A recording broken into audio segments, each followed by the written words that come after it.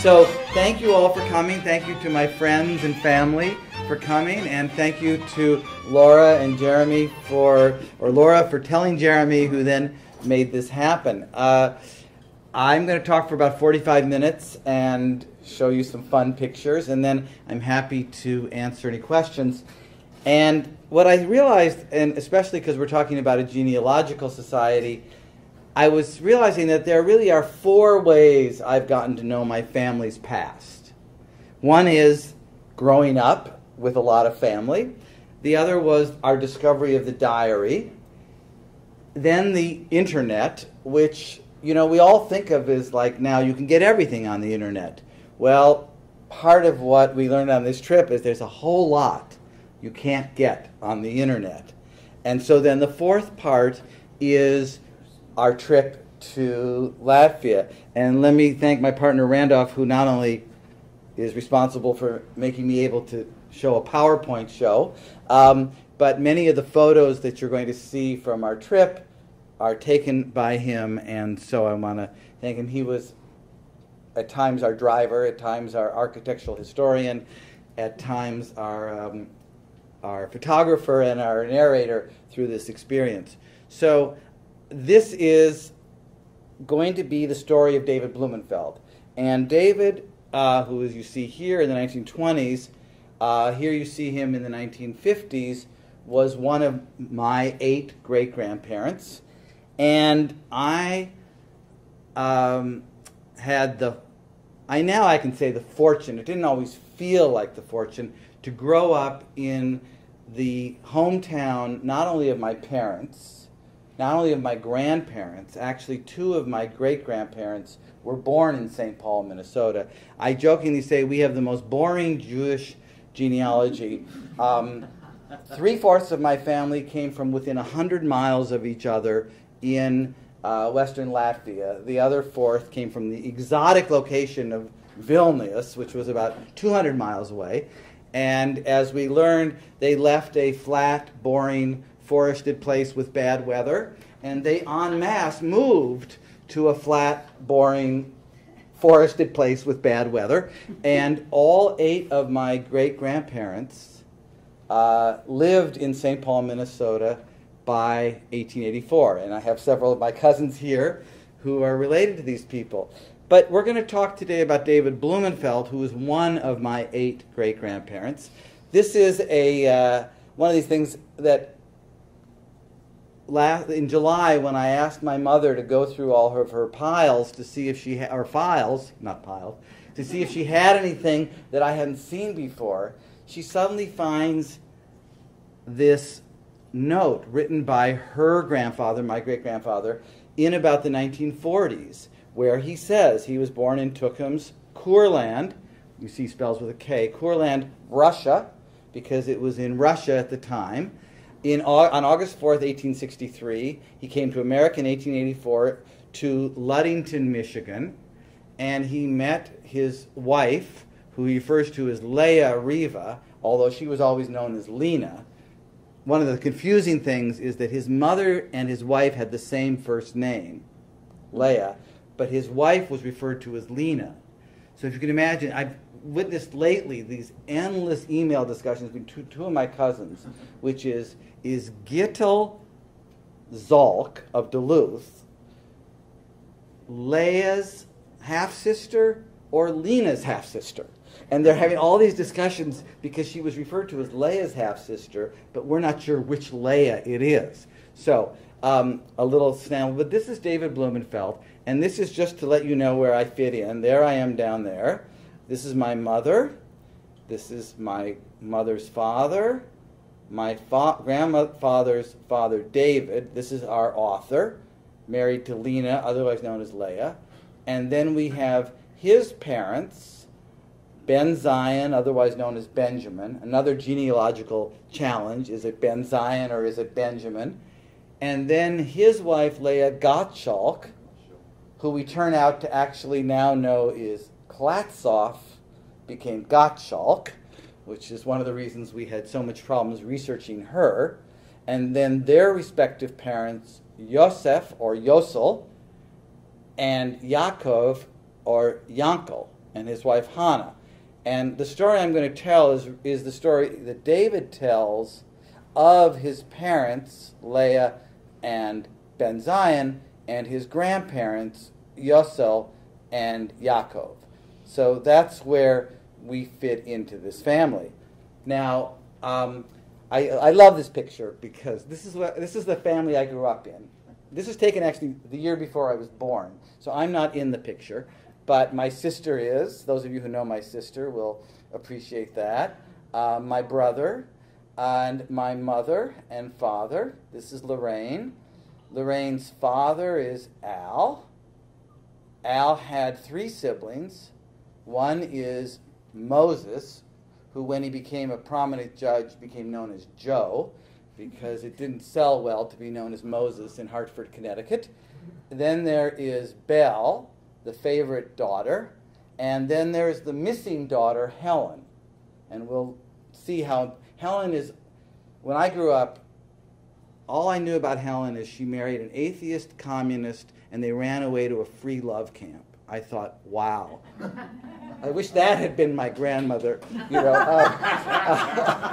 but not only was she not my grandmother, she stopped coming to family events. So, and then this is our patriarch, David. This is taken in, I think, 1951, when my Uncle Melton was also never in any photograph because he's the family photographer. So he's never in any photograph, but there's his lovely wife. And this, by the way, is my father's father. This is my other great-grandparent. This is Mary Mark, wow, who is also the great-grandparent of my cousin Avis, and she was born in St. Paul, Minnesota, either St. Paul, Minnesota, or New York. They emigrated from Lithuania. Her parents did in 1868 and arrived in St. Paul in 1872. And from the records, you'd think that she actually gave birth on the train between New York and St. Paul, because some records say her being born in New York, some say St. Paul. But and Lisa, you'll just love this picture. This is my mother, my grandfather, and my great-grandfather, David, the star of our show today. So my mother's family grew up in a little town of South St. Paul, which is, I sometimes refer to it as the Hayward of the Twin Cities. It was a working class. It actually was where the meat packing plants were of South St. Paul. And one of the things to know, why did they end up in South St. Paul? There were no other Jewish-owned men's clothing stores there, and therefore they felt comfortable moving there, because one of the rules within the Jewish community is you didn't compete against a fellow Jew. So, and when they arrived, it was a rather poor place. This is the big buildings of South St. Paul, and it's about it now is a 15-minute drive from St. Paul. By then, in those days, it was about a half-an-hour drive, and this is where he set up his little store. And what was important about what I knew about my family, they were very tied into the Jewish community. One of my great-great-grandfathers founded the first Orthodox synagogues. When his wife survived him, she helped set up one of the first conservative synagogues. Ben Zion Blumenfeld, David's father, was the first person to be buried in the Temple of Aaron cemetery. They have a long history there, and we always thought of ourselves not as immigrants, but we were Americans. I never heard Yiddish growing up. My family had been in Minnesota, as I said, since the 1860s. So who is David? And this is his wife, Lena, not to be messed with. And they had 4 children. One of them was Belle, who was the intellectual of the family. And then this is my grandfather. So I show this picture especially. This is World War I. He actually never served. The war ended while he was on a train to New York. But, at a time when many Jews were still in the shtetls, my grandfather was a good American in World War I. This is Helen. the one who married the atheist communist. This is our favorite picture of Helen in her Isadora Duncan phase. And Helen, and this is key to the story, Helen, who hated her parents, were angry at them all the time, married the atheist communist. Even though she lived in Minneapolis for the first 20 years of my mother's life, they only saw each other 2 or 3 times because Helen wanted nothing to do with Judaism, and all the family gatherings were around Seders and Rosh Hashanahs and Bar Mitzvahs, so she didn't show up. And it's her daughter who then became Episcopalian. So one of the side stories here is, in all the attention about Jewish conversion, to sort of watch this multi-generational departure from Judaism. You know, and do you convert to get away from your mother, or do you convert, you know, what are all the different reasons? But she did actually have a rapprochement with her father. This is a picture of them in the 50s in Los Angeles. So they did patch things up. But this is, again, David with his 2 favorite children. Moses, who went on to become Joe and then became a judge in Connecticut, and then Belle there. But David was the ultimate American success, and this is part of what he was proud of. This is David, and probably we think about 1910 at some civic event where he's part of the South St. Paul community. He was on the school board. He was a Mason. And this is the only picture photo I've been able to find of the family store, although the interior really says it all. This is the proud businessman. What do we date this? 1950? Who's the fashion expert here? 40s. That hairdo? The fabric. The fabric. What the purses? What they were selling here? The cash register. The cash register. They never bought a new one. They had that one from, I think, 1902. And then back here was David's little study where he did all of his writing. So, and this is David and his wife in the early 50s. And this is a picture of him when he died. Now, so this is what I knew about my family. I knew they were from Latvia. I knew they were from Lithuania. I knew they had come early. I knew they came to Minnesota. And that's really all I knew. And then and we knew that David was a writer. So let me just talk about David being a writer. David was apprenticed as a tailor at age 10. He never had any formal education. He came to America when he was 20. And by the time he was 40, he was writing novels, he was writing books. He translated the entire Old Testament into rhymed verse in English. 500 pages. I don't know if anyone has read it.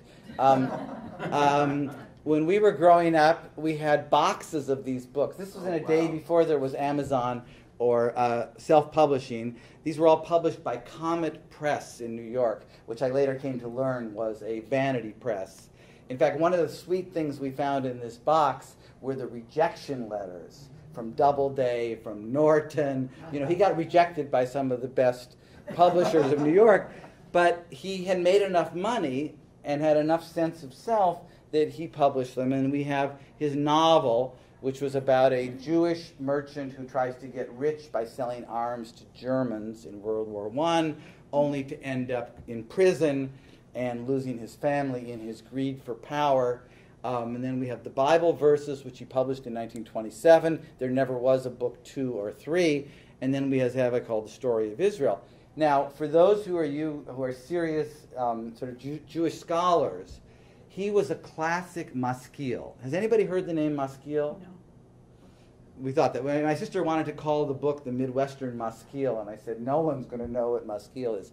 A maskil is a enlightened Jew who follows his Judaism through his studies, not of the Bible, not a Talmudic scholar, not a rabbi, but who studies Jewish history, Jewish culture, Jewish society. And these are people who are not rabbis, not professors, but often business people who are self-taught scholars. And it was an approach to Judaism that took hold in the 19th century. And if you think about now, we have book clubs, we have the Jewish Film Festival, we have the Bureau of Jewish Education. We have actually a long tradition of secular, independent Jewish scholarship. So he was our classic Midwestern maskil. He also was, while he was a member of a conservative synagogue, he preferred to spend his mornings reading and writing. He actually very rarely went to synagogue. He went on holidays, but he was very Jewish identified and Israel identified, but he was not Orthodox and he was not highly observant. So it's interesting in terms of the choices of Jewishness that he had available to him. So we knew he was a writer, but we didn't know much else. And as I said, Helen, the atheist communist, her family had kind of disappeared. But my mother, who is always knitting everyone together, had stayed in touch with her cousin, the Episcopalian, who was a poet, a well-respected poet in Seattle. And by coincidence, I had gone to Seattle because my partner's brother lives there, and had sat down with this family, and my friend Lisa knows them as well. Beth, the poet, who's now 91, and Just going to turn 90. Now she's going to turn 90, that's right. And her two children, Sean and Julian, and I had spent the afternoon with them in Seattle now 3 years ago, and 4 years ago, and I had not seen them in maybe 15 years. I'd seen them maybe twice in my life. And by total coincidence, a month later, Sean moved. And what do you do when you move? You clean your basement. And there in the basement, in a room that he thought contained only his father's writings, because his father was also a writer and poet, was a box. And here's what he found in the box. There were about 15 such volumes. And it turns out they were books written by David Blumenfeld. And they, of course now they've all been PDF'd and printed, and I'm going to read from parts of it. But it turns out, let me back up and say, I had a childhood memory of there being a box of lost manuscripts. I had this childhood memory of going through my grandmother's attic because someone had said, oh, there was a box of missing books. But I'd sort of forgotten about it, and there they were. And it turns out that when my great-grandfather died in 1955, his favorite daughter, Belle, took them and said, well, Beth, they didn't know she was Episcopalian. That was actually a family secret that only was revealed by the finding of this diary. She had never told anyone that she had converted. But Beth the poet, she's a writer. Let's send the box to Beth because she's a writer. Well, it turns out she opened them and she found a lot of things that weren't very flattering about her mother in them. And she found 8 novels that weren't very good. So she closed the box and fortunately did not throw it away. And then about 20 years later, she gave them to her son, who didn't even open them, didn't know what they were. And fortunately, these are a family of people who saved the written word, which is good. And it went into his basement where it sat for another 25 years. And there it was. And the 8 novels are, there's this term, my cousin calls them penny spoilers. Or they're like penny these dreadfuls. Penny what are they called? Penny dreadfuls. I'm sorry. These are Jewish penny dreadfuls, and they're quite amazing. My favorite one is the one about the Jewish woman who has a baby out of wedlock, gives her kid up for adoption. He becomes Catholic. He joins the priesthood. She then marries a millionaire, and when she later is having dinner at the American ambassador's house in Rome, she meets the assistant to the Pope, who turns out to be her long-lost son. Wow. It's creative. But anyways, but the best of these books is what is called diary. And what diary is a 300-page history of the family with only a few names changed. And it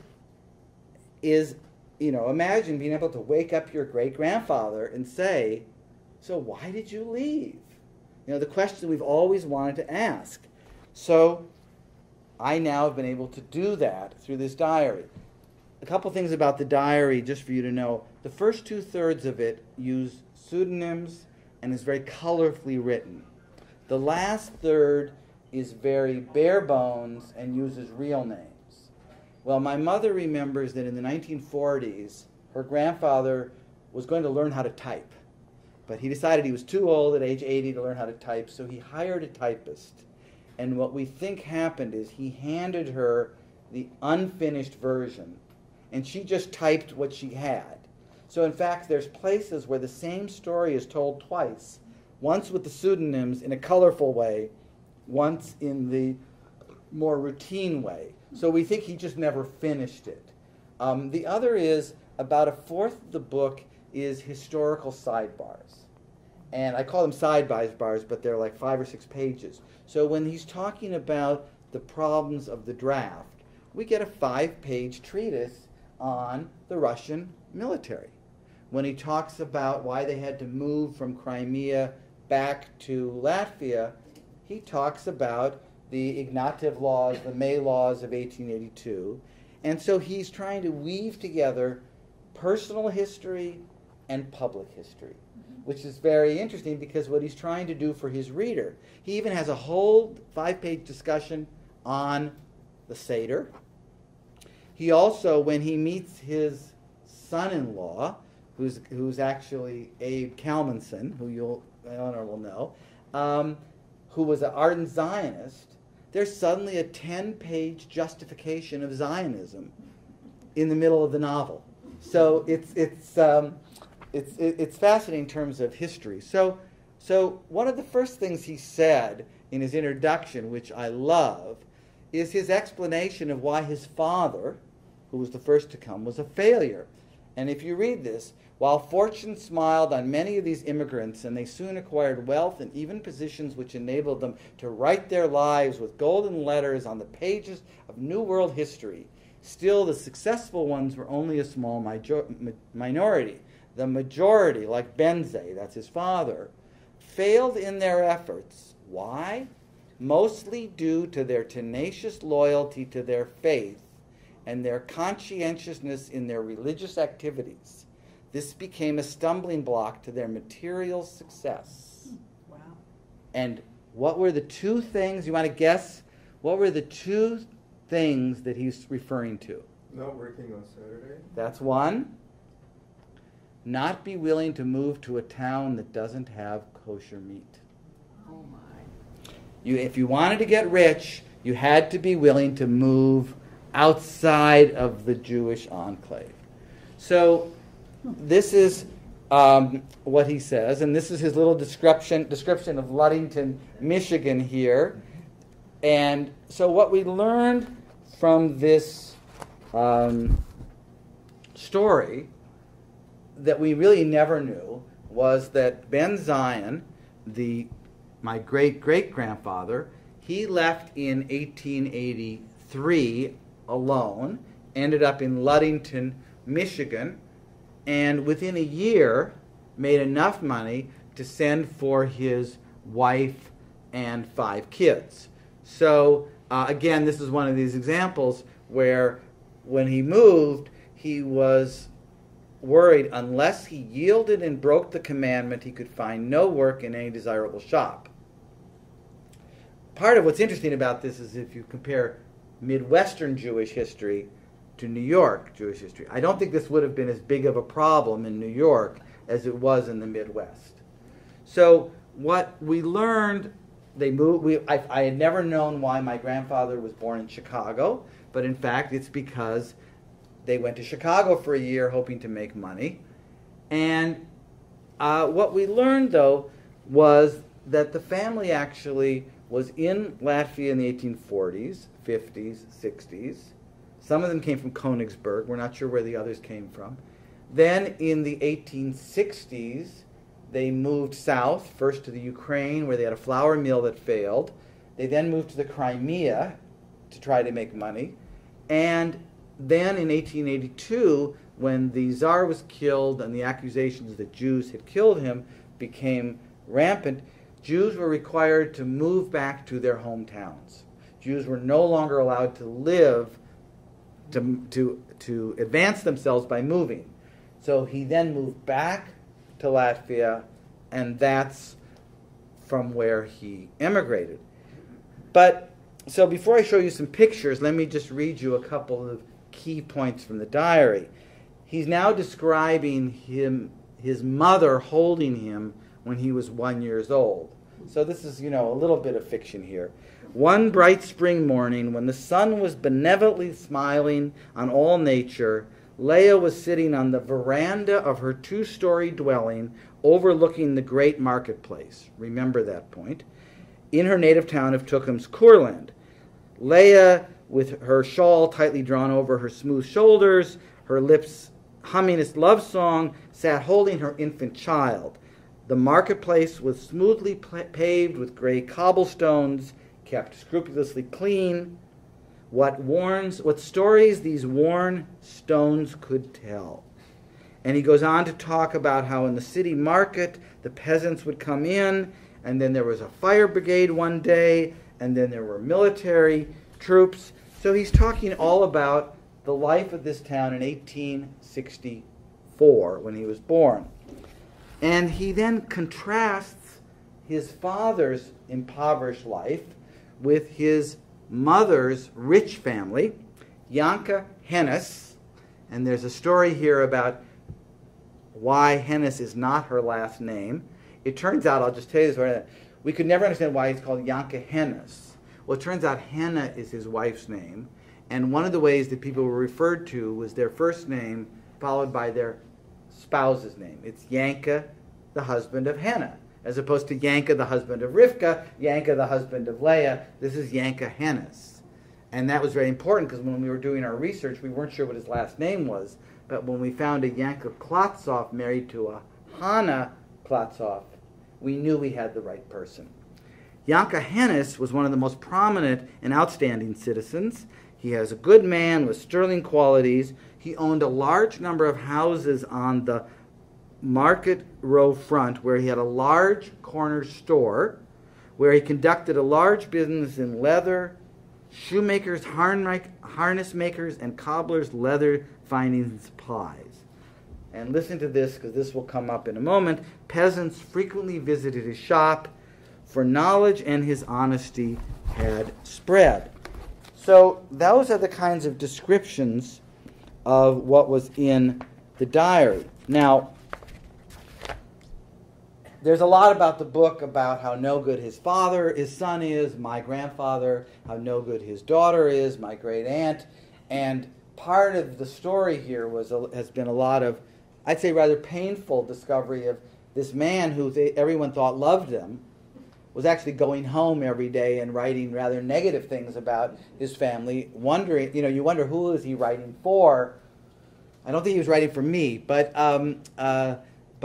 it's an interesting sort of question of family diaries and who are they for and what's truthful and, what is his story.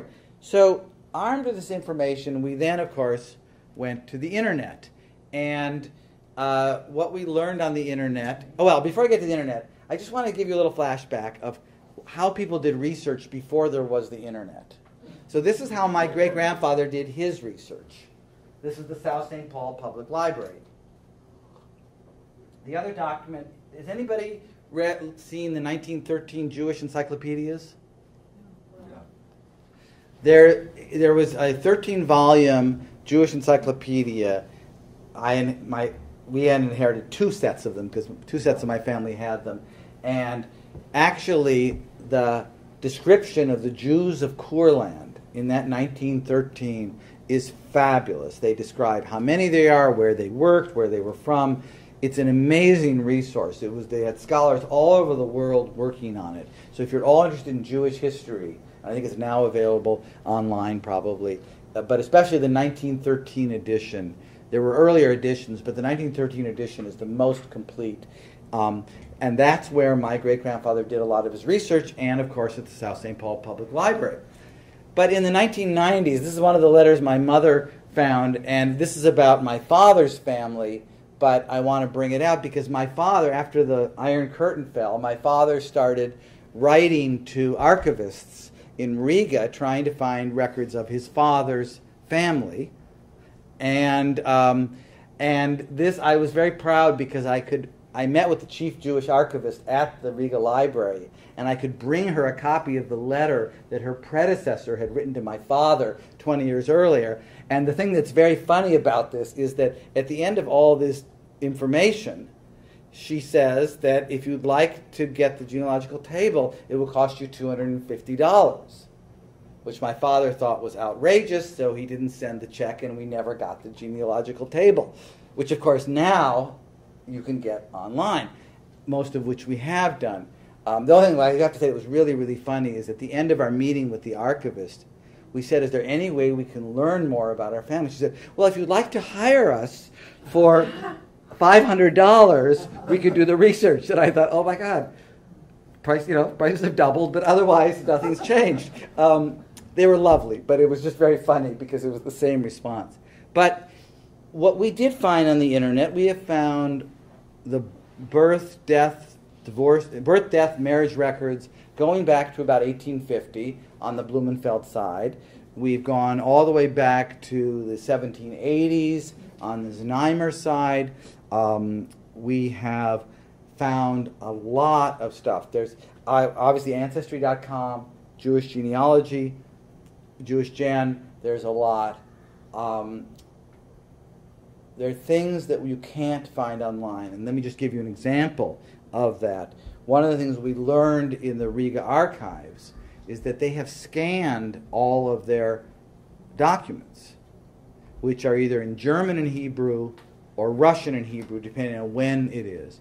But other than a few of them that have been indexed by members of the Jewish Genealogical Society, they have not been indexed, translated, or digitized. And let me just say that, even when she pointed it out, that was Yossel Blumenfeld's death record, between the almost illegible Russian and the illegible Hebrew, I would not, even if you stuck it in front of me, even though I could read Hebrew, I could not have told you that was his record. So one of the challenges that their records, at least in Latvia, have not all been translated or digitized. Some have. But we did find these wonderful documents, like this is the ship record of going to America via Glasgow on the ship Prague. This left Hamburg on August 24th, 1884.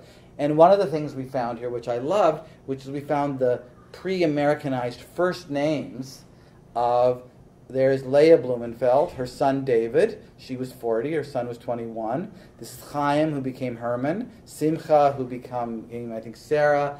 Fredel became Francine. Rachel became Ruth. And Margula became Margaret. And we found the ship record also then from Glasgow to New York, also there. What's interesting here is that a sixth kid shows up. We don't know who this kid is. Somebody who tagged along with the family, but one of the mysteries. Oh, also in terms of mistakes, Leah is called Laban, and she's referred to as a man here. So one of the things, just in terms of genealogical research, when an overworked clerk in New York makes a mistake, that mistake sticks around for 150 years. By the way, this is pre-Ellis Island. These people arrived in Castle Garden. So this is Castle Garden, from where you could take the boat to Statue of Liberty. It's still there. That was the pre-Ellis Island. Ellis Island was opened in 1892, I think. Yeah. Where's Castle Garden? It's in Battery Park City. Oh, it is. It's southern New York. It's where you catch the ferry boat to the Statue of Liberty. There. Okay. Little island. Okay. So that's what we knew from the internet.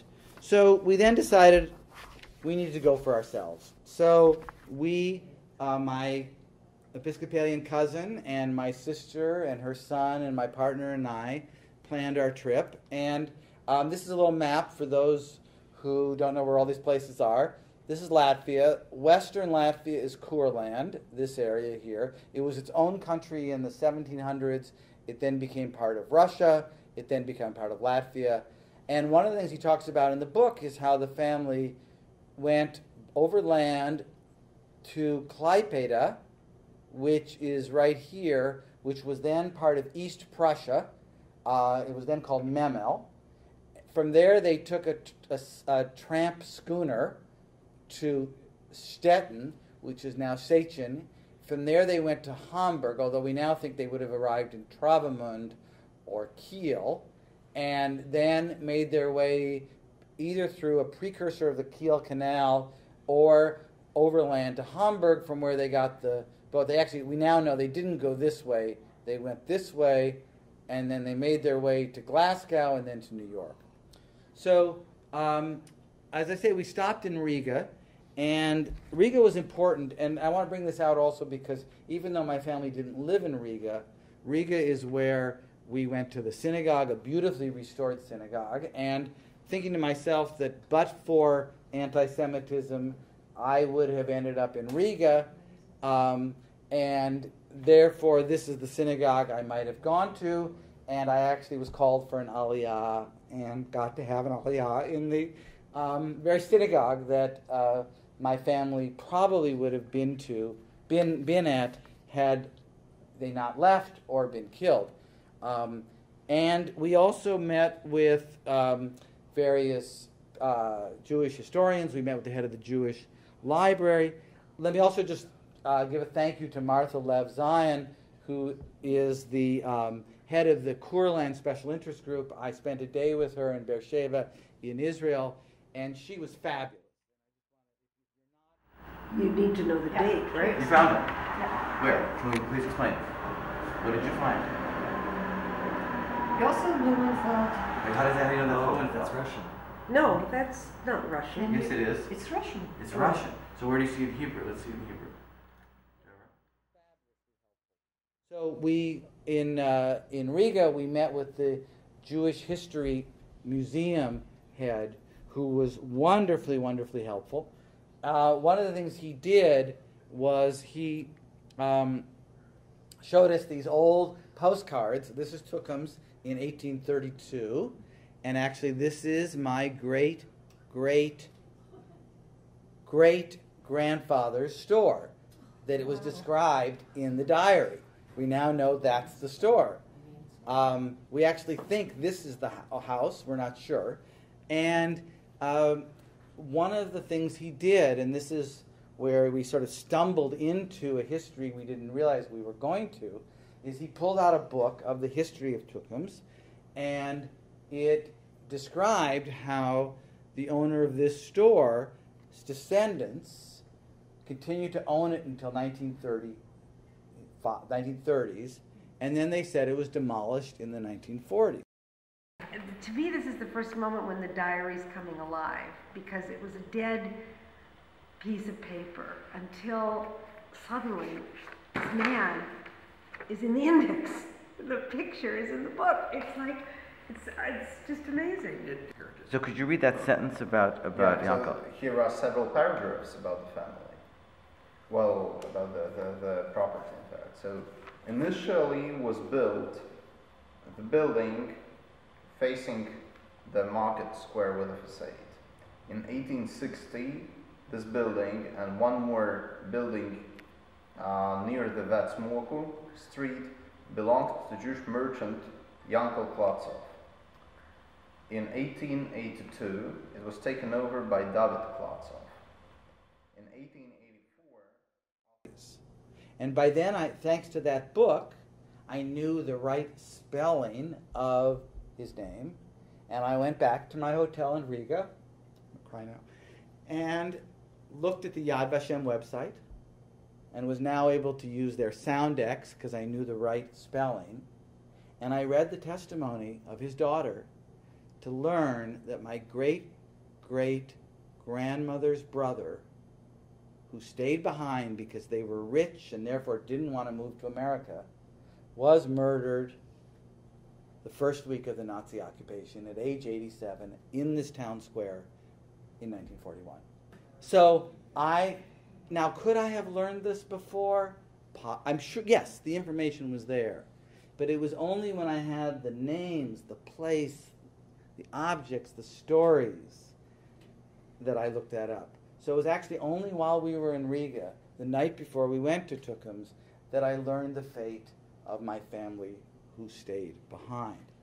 So that kind of put a real pall over our visit, but it was appropriate.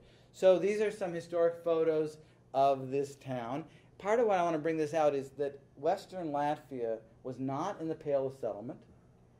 It was not shtetls. This was 80% German-speaking until 1918.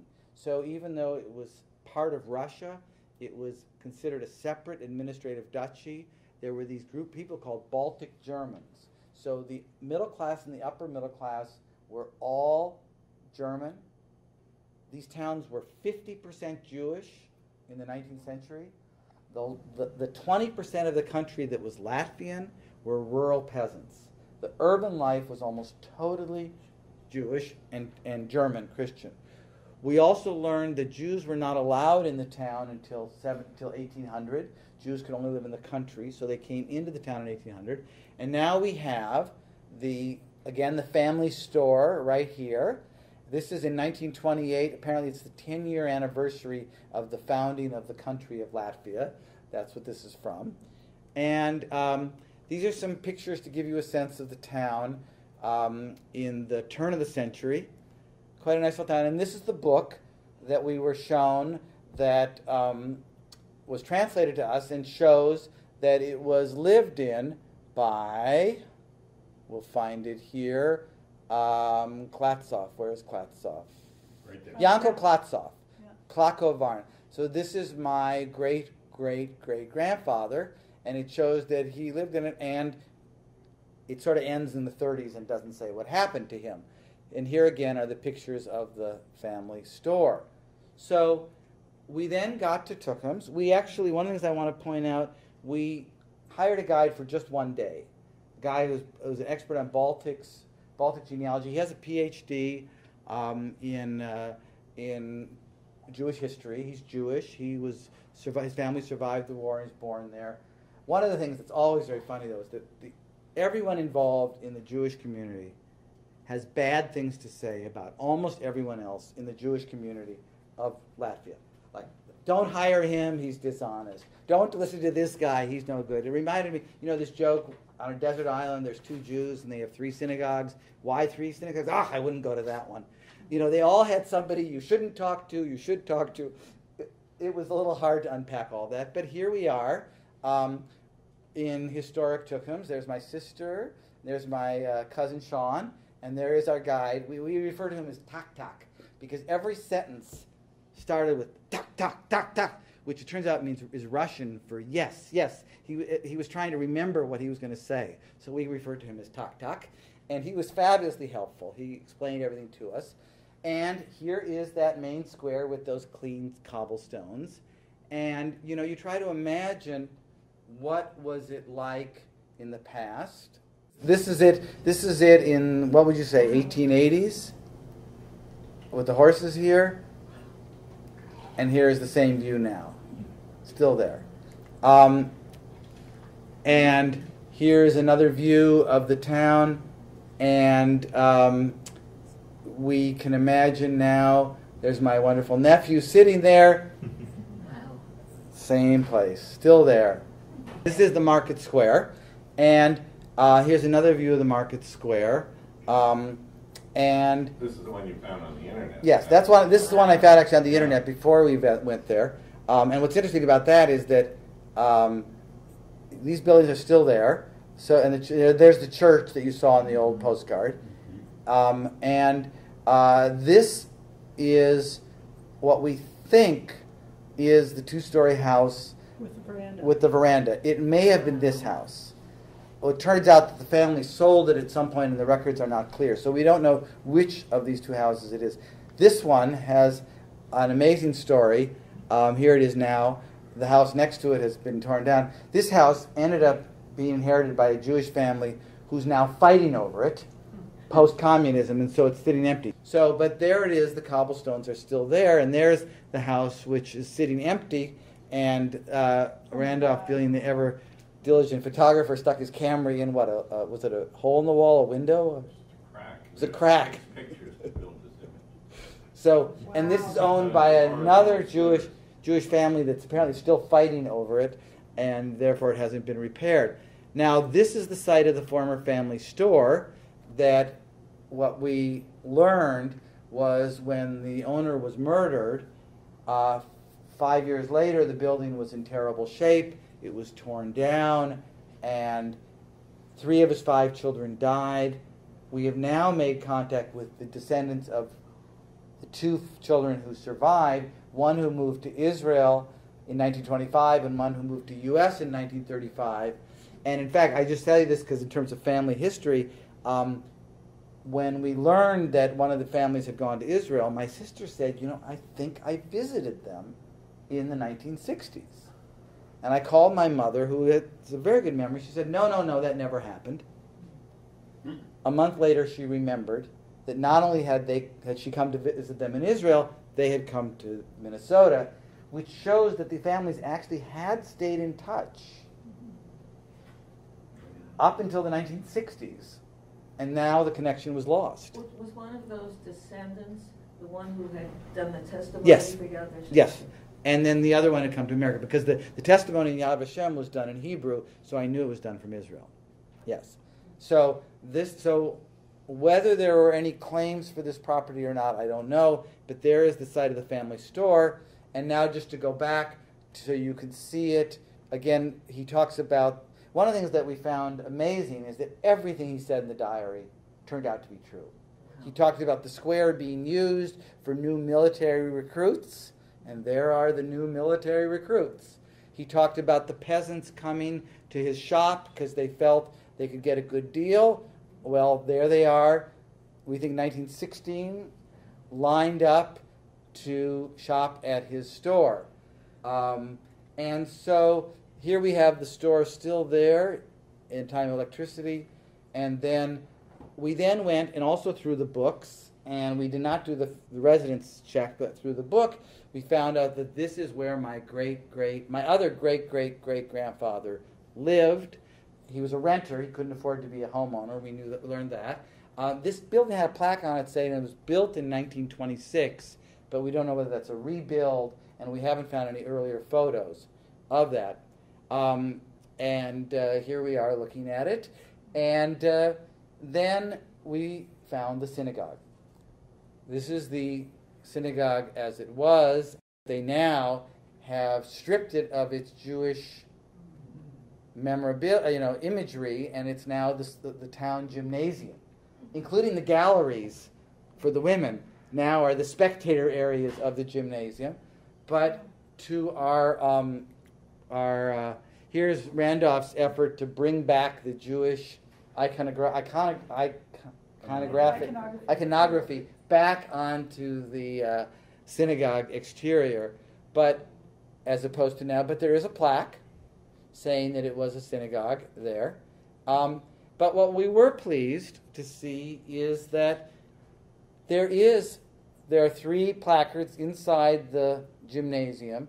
This is the synagogue. There was a small synagogue across the street. And there we have a history of the Jewish community with details of various Jews of the town. And even, this is it. This, for a town that was almost half Jewish, this is the totality of Holocaust history of that town. It's a placard about 3 by 4 feet in the former synagogue. So, as you see, it's quite an intact town, beautiful wooden architecture. And we then ended our trip to Tukums, as I guess most of these trips end, by a visit to the cemetery. Our guide has actually transcribed all the names, and we weren't sure if there are any names of family members. Part of it is there's no surnames prior to 1826 in this town, so it's really hard to find people. I since, through various articles, have gotten in touch with a guy who in the past was paying somebody to help fix this cemetery, but they haven't done much work in the last couple of years. So this is a sense of the cemetery. And, these are the Jews who stayed. Now let me just quickly show you some images from the last place we went, which was having read in the book that he departed from Memel to Hamburg, Randolph and I decided we were going to follow in his footsteps by also going to Memel, which is southwestern Lithuania, and taking a ferry boat to Hamburg, following the same route he did on almost the same week, 129 years later. And this is what it looked like, and you'll recognize this building in a minute because this is what it looks like now. And this is what the old river, it's a river port going out to the Baltics. So I want to just tell you about what we're planning to do with this story and what we then learned. When we were with the Jewish History Museum director, he took out this book on the history of Tukums, and he said, you really must go meet Agrita Ozola, who is the head of the City Museum, and here is her phone number. Again, we had no idea there was a history museum there. Nothing is in English on any of their websites. We couldn't reach her, and finally, the morning we were there, I called her, and I said, and she spoke very good English, and I, had my 1 minute to explain what we were doing in Tukums, and she said, of course, I'd be happy to meet you.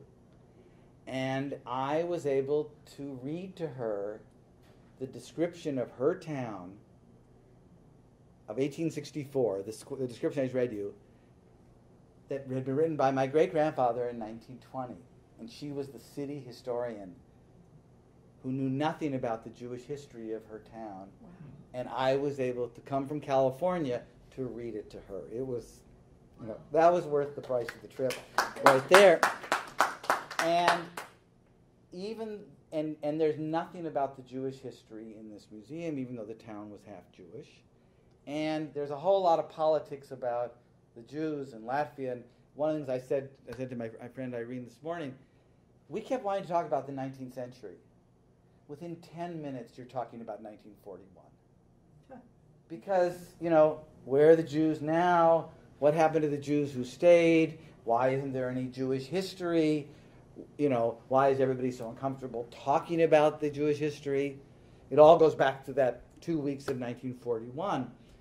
And it was interesting because we didn't want to talk about 1941. Although then when we learned that our very cousins had actually been murdered in 1941, suddenly we wanted to talk about 1941 also. So the whole shape of the trip changed. But because we're mostly talking about the 19th century, I think it's easier for people to engage with us. And so we are now looking at doing a museum exhibit in Tukums about the Jews who left and the Jews who stayed. And looking at why did he leave, because one of the things we've learned is what may have been the real reason he left is that his rich father-in-law gave the business to his son and was sick and tired of helping his ne'er-do-well son-in-law, who then was going broke at the very time when the opportunities for Jews were limited. And so if you ask, why did he leave? Again, and this is what takes us back to David Blumenfeld's diary, he's trying to explain family history by looking at social history. Well, in fact, the fact that he had to move back to Latvia because of these 1882 laws, at the very time when his father-in-law is tired of supporting the family, now we know he had, if he didn't, not only was America the continent of glory that he was going to, he had nothing happening at home. And so the decision to leave rather than stay was the intersection of the family history with the social history. They're economic migrants. Yes, but the economics, it was not that the Jews of Tukums were poor. It's not even that he was poor. He had a flour mill, he'd had a tin shop. It was that everything had come to a dead end for him. And he was forced to move back to his father-in-law's town. And in fact, one of the questions that we asked ourselves is, well, where did he get the money to come to America? And my sister said, oh, obviously, his father-in-law happy to pay him the money, get him out of town with his wife and 5 kids. So what this journey has really taught us is, what are the choices that we each have?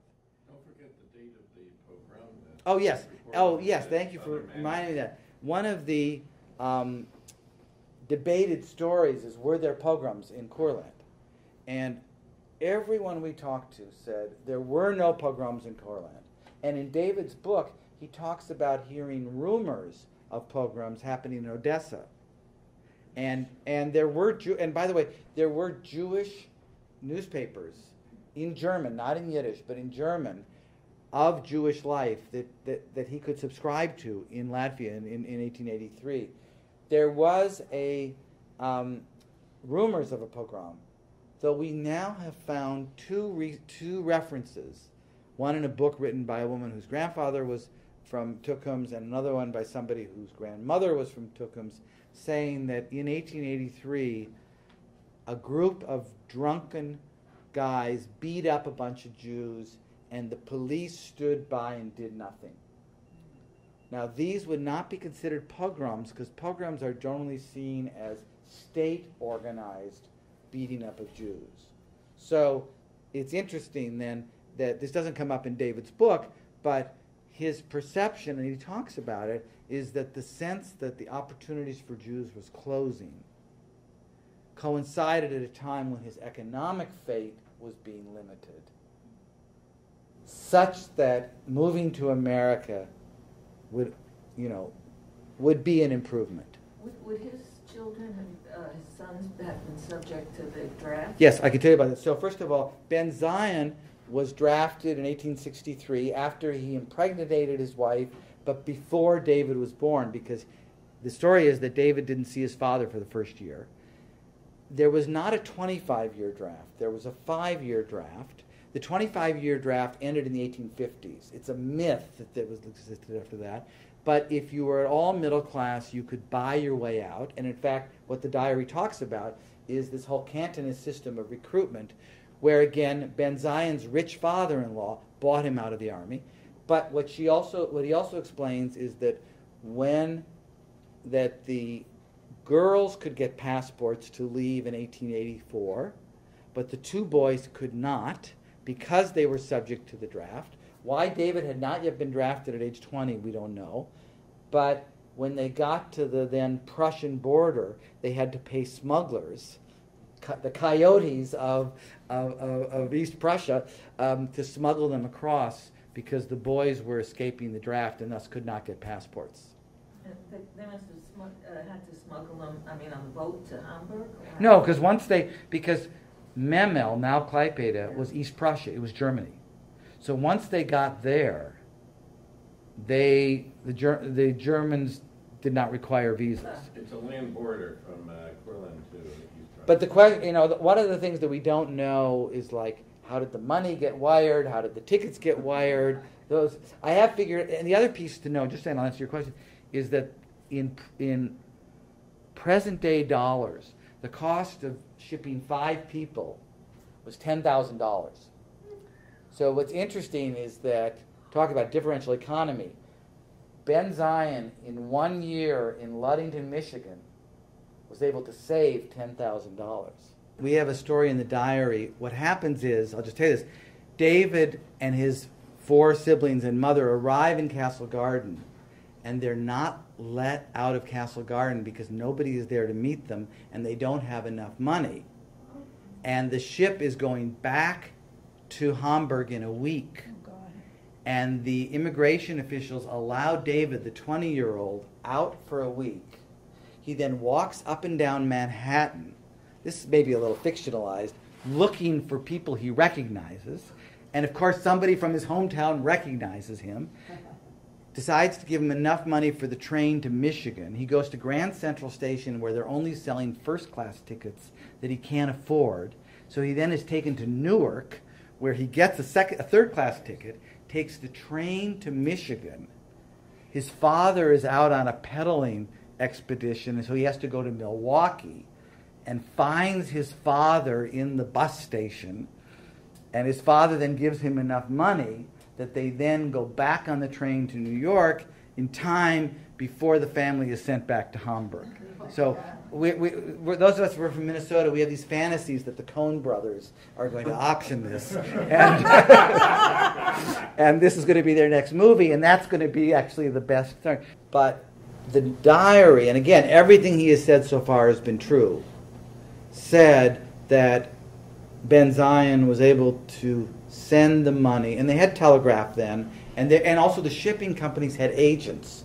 This is one of the advantages of being in Courland as opposed to a shtetl in Poland, is that this area of Courland, as you see, was a fairly middle-class city and was connected to East Prussia. They had telegraphs. There were agents from the shipping companies. This was a Hapag-Lloyd ship. So it's even possible that Ben Zion went to a Hapag-Lloyd office in Chicago and paid the money that enabled them to pick up their tickets in Hamburg. So we know they didn't otherwise have sponsors. I was wondering whether Ben Zion had fiscal sponsors. That's interesting. He mentions that he had a friend in Ludington, Michigan, who had sent him letters about what a wonderful place Ludington, Michigan was. I have a friend here who's from Ludington. Families from Ludington. We went to Lithuania, Latvia. We didn't go to Ludington. One of the things that is, in terms of understanding this Jewish history, for example, my mother's family, my cousin Avis is here, they left Vilnius. My mother's family, this is my mother's father's family. My mother's family left Vilnius in 1868, got to New York in 1868, got to Minnesota in 1872. We can't find, and their name, which was then Mark or maybe Markovsky, a less unique name, we can't find anything about them because just the records in 1860s and 1870s are so thin. The name issue is really interesting. One of my ancestors is named Feinstein. We can't find anything about them. It's too common of a name. The things we know the most about my father's mother's side is named Znaimer. If you want to research Znaimer, it's really easy because if their name is Znaimer, you're related to them. It's such an unusual name. But you start going with Mark or Feinstein, you start having problems with names. And the other thing that's really interesting about the names, again, this was a German-speaking area, and we were one of the things we were trying to do on this trip is to figure out what language did he speak at home. Because what everyone says is that Courland is German, not Yiddish, because it was 80% German. It turns out, according to all the people we met in Latvia, there is a dialect it's sometimes called Juddeutsch, or German Yiddish, which is unlike ordinary Yiddish, which is about 60% German. Juddeutsch, or German Yiddish, is about 90% German. And even though they may have written it using Hebrew letters, it's a very, very close dialect to German, and therefore that's probably what he spoke. And it also would explain, because it's so close to German, if you were hearing your parents or your grandparents speaking it, you would think they were speaking German. So that's the language. And even though Russia took over Courland in 1799, the Russification took many, many years. So one of the things we saw is the 1840s records, even though it had been part of Russia for 40 years, the 1840s records are still in German. It wasn't about 1860s that they became... Exactly. Starting the 1867 death record of my great-great-great-grandfather, that was in Russian. So, again, the whole politics and the political history of these places makes doing the genealogy really complicated. Because and the names, so for example, Klatsov became Klatsiu, became Klatsarov, became Gottschalk. Finding, the names themselves becomes very difficult. Yes? I'm curious where you found these Latvian records, because I went to Moldavia trying to find stuff. And the answer is Rita Bogdanovich. She is the Jewish archivist at the Latvian State Archives, and She was incredibly gracious and spent the entire morning with us. And it was an introduction, actually, through Martha Lev Zion of the Jewish genealogy Kurland Sig. And she showed us that they are, in fact, have all been scanned. Now, Jewish archives? Yes, these are, what happened is, well, they are created by Jews to meet the state requirements. So, for example, these death records, they were compelled. There are no Jewish records per se. Synagogues didn't keep birth and death records. Unlike Christians where you have baptism records, the Jewish synagogues did not keep records. I'm not even sure the cemeteries kept records.